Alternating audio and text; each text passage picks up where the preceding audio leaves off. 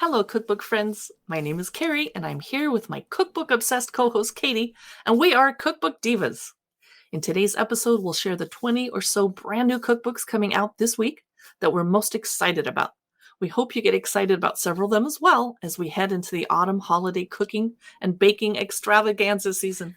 Yay! So these cookbooks come out the week of September 14, and we have another great list of new cookbooks coming out next week as well in our next Cookbook Divas podcast episode. So stay tuned. Carrie, what's first on your list today? It is Antoni, Let's Do Dinner by Antoni Porowski. The star of Queer Eye shares easy weeknight dinners with clean proteins, lots of vegetables, and a few splurges of carbs. As a vegetarian, I'm excited to see a whole chapter called Veggie Nights. Yeah. And my eye is also drawn to the carb coma chapter. Who doesn't love carbs? But don't worry, meat eaters. There's a chapter called We Meet Again. So that's Antoni, Let's Do Dinner by Antoni Porowski. That's really cute. My first cookbook is called Batch But Better, 3 Meals from 1, More Taste and Less Waste by Lizzie Kametsky. So she's authored a few cookbooks based on the Great British Baking Show, and now she brings us a cookbook encouraging us to waste less in the kitchen by batching our cooking.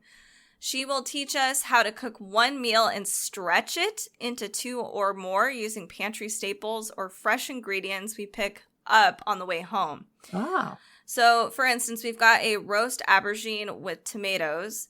This transforms into a pasta bake for the next meal, and then we get a mini calzone for a third meal. This is ingenious. I know, right? I love this.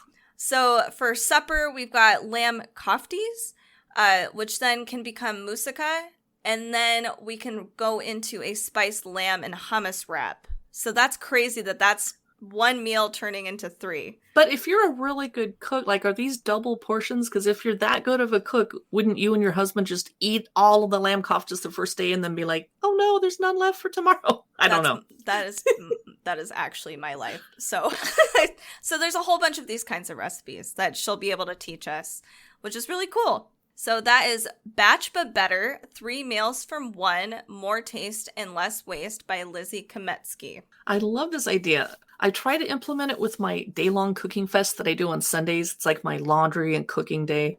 But if I don't transform the leftovers sneakily or creatively, my boyfriend complains about eating, leftovers.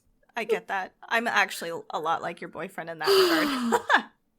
Well, my next cookbook I want to recommend is Brownies, Blondies, and Other Traybakes, 65 Delicious Recipes for Home-Baked Sweet Treats by Ryland, Peters, and Small. I love Traybakes, although I don't use that term because I'm not British, but they have such easy cleanup. Mm-hmm. This book includes a healthier recipes chapter that I would probably skip right over, but also one for decadent delights. This is a British cookbook, so you'll see references to Lamingtons, Bakewells, and Sultanas. I'm curious to get at a closer look at the recipe for what they call, crackling brownie French fries. Oh my God, is that a dessert? I don't know. I'm so there. You had me at French fries with brownies. Yeah, brownie French fries. Oh, so that's Brownies, Blondies, and Other Traybakes by Ryland, Peters, and Small. Next up is Celebrate, Plant-Based Recipes for Every Occasion. This is by Bettina, Campolucci, Bordi. Here is a cookbook with holiday recipes for vegans, vegetarians, and flexitarians, which I'm not entirely sure what a flexitarian is, but I'm going to look it up. So the recipes cover Easter, Thanksgiving, Halloween, Christmas, everything. But we also go into like picnics and birthdays. I also love that each recipe has a gluten-free option, and then they have like free from options. So you can customize almost everything in this cookbook. So that's really cool. So that's Celebrate, Plant-Based Recipes for Every Occasion by Bettina, Campolucci, Bordi. So next up, I have another cookbook about turning tonight's dinner leftovers into a meal tomorrow. Yay! Whoa. I love this. It's called Cook Once, Dinner Fix, Quick and Exciting Ways to Transform Tonight's Dinner into Tomorrow's Feast by Cassy Joy Garcia. I love this idea of sneaking your leftovers from the night before into a meal that might not shout from the rooftops, "It's made of leftovers!" Right. It's the author's follow-up to her Cook Once, Eat All Week cookbook. She teaches us how to transform leftover roast turkey breast into spiced turkey potato soup and leftover chicken sloppy joes into chicken enchiladas for the next night's meal. I'm actually curious to see how she transforms sun-dried tomato bacon chicken pasta into Jamaican-inspired chicken bowls. Whoa. I mean, I can see it, though, I guess. All the Jamaican spices. But I would probably be using the gluten-free pasta, and then I can cook fresh rice for the second night's carb accompaniment. So that's cool. Oh, perfect. Yeah. We should check this one out. We should get a copy. Yes. Yeah, what's next on your list? Speaking of gluten-free, this next book is called Easy Gluten-Free Baking Cookbook, 65 Sweet and Savory Favorites by Jessica Kirk. And since I'm the gluten-free cookbook diva, I'm really excited to show you guys this gluten-free cookbook. Jessica Kirk has written several gluten-free cookbooks, and this one shares recipes that are like southern cornbread, apple pie with salted caramel. Oh no, I'm already dying. And coffee cake bars. Yum. And I just had lunch. So that's Easy Gluten-Free Baking Cookbook by Jessica Kirk. My next book, I think, is another British one because it's called Hob, A Simpler Way to Cook, 80 Stovetop Recipes for Everyone by Amy Sheppard. I think only British people call the stove the hob. I like that better. But it sounds cozy, yes. Yes. So it's still too hot to turn on my oven here in Seattle, so I'm eager to check out the Stovetop Easy and Quick Meals cookbook.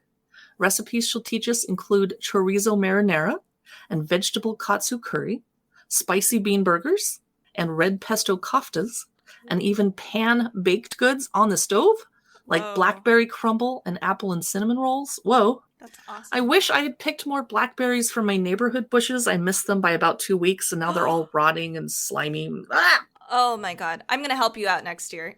Thank you. Come over in late August. So that is Hob, A Simpler Way to Cook, 80 Stovetop Recipes for Everyone by Amy Sheppard. Next up is a cookbook I'm really excited about. It's called Japanese Cuisine, an Illustrated Guide. This is by Laura Kai. So ever since I've gone to Japan, I've been obsessed with learning how to cook Japanese meals for my household. And this is a really cute illustrated guide to Japanese cuisine. This includes tips on how to use Japanese knives and chopsticks. There's an introduction to cooking with seaweed, which is really beneficial for vegetarians and vegans, to be honest. Yes.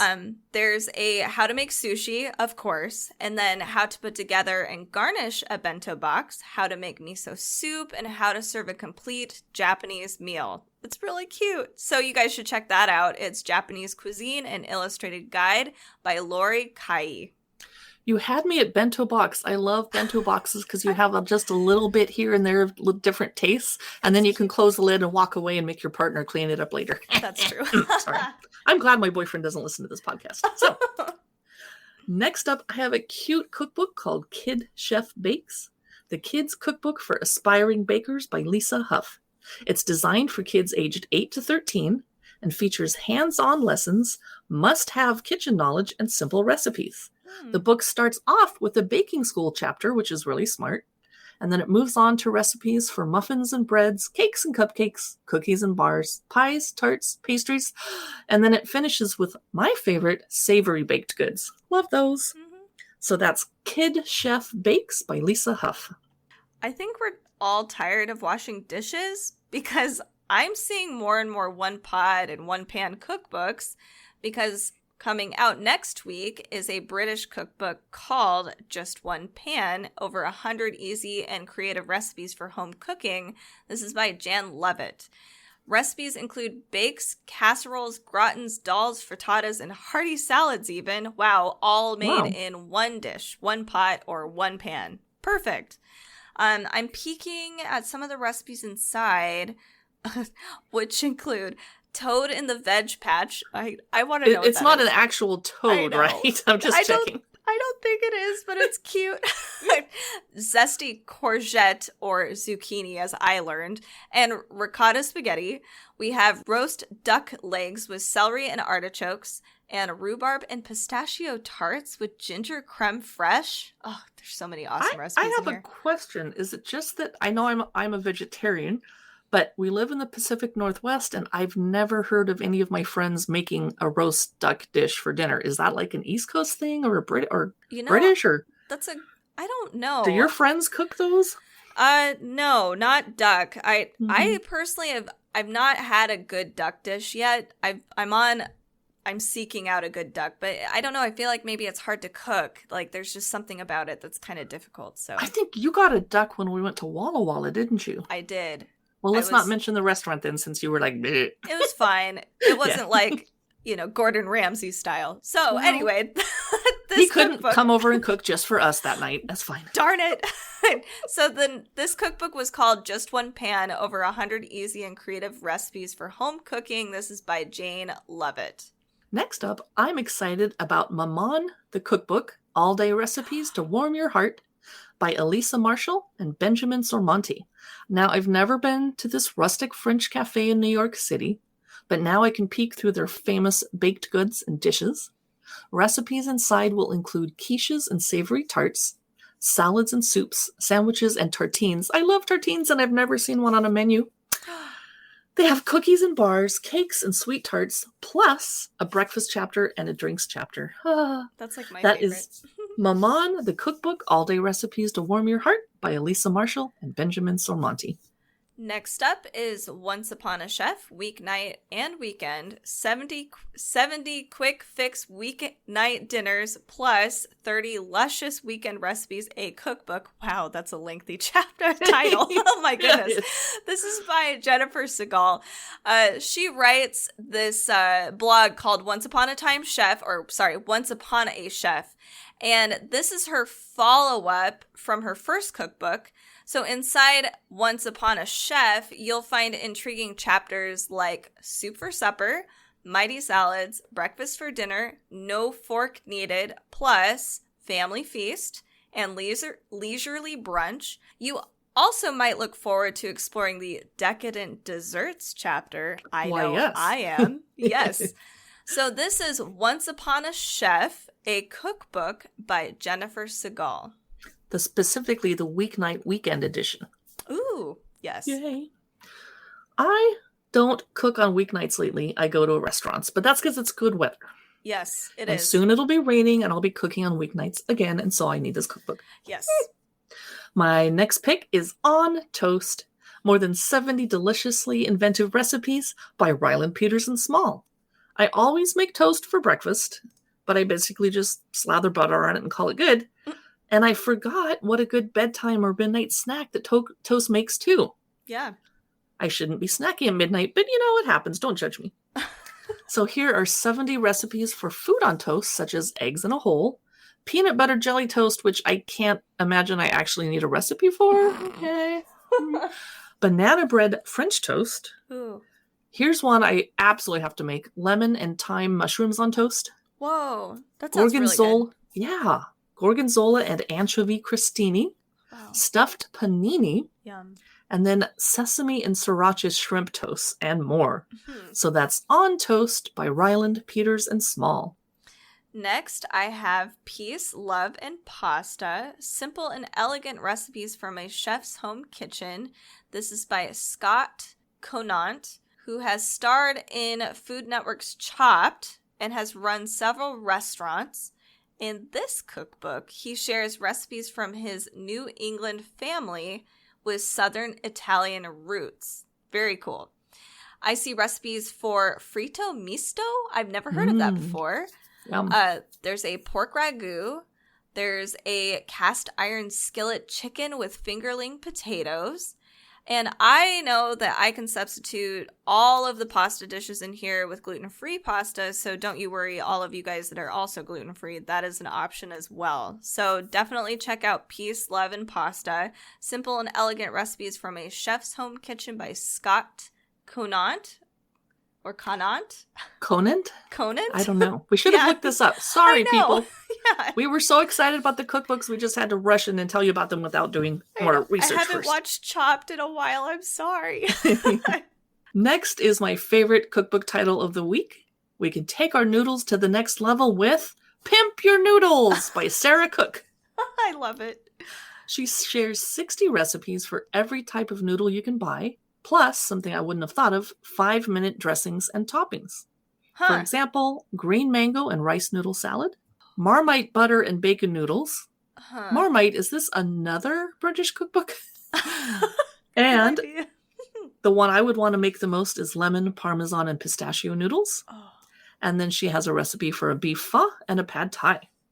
So that is Pimp Your Noodles by Sarah Cook. I love it so much. So who doesn't love comfort food, especially as we move into autumn and winter? Here's another British cookbook. They are on a roll lately. They are. Good job. So this one's called Pub Grub, Recipes for Classic Comfort Food by Ryland, Peters, and Small. This cookbook focuses on traditional gastropub fare, such as soups, pies, roasts, oven bakes, and puddings. Yum. I probably won't be making any white bait fritters or steak and kidney pie, but I could tuck into curry fries, mushroom mac and cheese. Ooh. Yum. And lemon meringue pie. Oh, I'm going to die, Carrie. I can't. So where is the pub over here in America where I can go get mushroom mac and cheese, curry fries, and lemon meringue pie? My house. Okay. I'll be right over tonight. Right. So that's Pub Grub, Recipes for Classic Comfort Food by Ryland, Peters, and Small. Next up, I have Southern Sugar by Belinda Smith Sullivan. This Southern dessert book promises decadent, sweet delights filled with lots of sugar, butter, nuts, and fruit, or dripping with chocolate, caramel, whipped cream, and yes, even bourbon, my favorite alcohol. The chapters focus on cakes, pound cakes, cheesecakes, pies, ice creams, candies, cookies, and brownies, as well as cocktails and mocktails. Now, I don't personally have time or room in my calorie budget for mocktails. I'll take the alcohol ones, please. That's Southern Sugar by Belinda Smith Sullivan. Speaking of alcohol and partying and all that fun stuff, I have a cookbook that will be helpful. It's called Spectacular Spreads, 50 Amazing Food Spreads for Any Occasion by Megan Brown. So Megan runs the popular Baker Mama blog, and this cookbook is a follow-up to her earlier Beautiful Boards book, which is beautiful. So this cookbook has 250 recipes for 50 spreads you can use for special occasions, holidays, breakfast, brunch, and lunch, dinner, desserts, and drinks. Holy moly. So some of her spreads include a stuff your own baked potato board, a mix your own margarita spread. That's cool. Okay. A bruschetta bash, a tea party, hot chocolate bar, and a slumber party spread, which I really wished I had growing up, but I know that that's probably kind of difficult. I liked what we had. I like the idea of having your guests over and they mostly have to make their own dinner after you just put stuff out. That is my kind of entertainment. I like it too. I see where you're coming from. So that's Spectacular Spreads, 50 Amazing Food Spreads for Any Occasion by Megan Brown. Next up, I have Two's Company, The Best of Cooking for Couples, Friends, and Roommates by Orlando Murrin. The author strives to make cooking for two exciting again. It's meant for couples, friends, or flat sharers. Flat sharers, this is another British cookbook. Maybe they have to get them over the pond by September, so they rush them out sooner than our cookbooks come out here in America. That's my theory. Yeah, maybe. Yep. So besides the recipes, the author suggests ways to shop sensibly to minimize waste. I need to read that chapter. And he shares ingenious tips for shortcuts and techniques. And there's a Lazy Sundays chapter that practically has my name written all over it. I'm surprised he didn't dedicate it to Carrie from Cookbook Divas. That's Two's Company, The Best of Cooking for Couples, Friends, and Roommates by Orlando Murrin. I love it.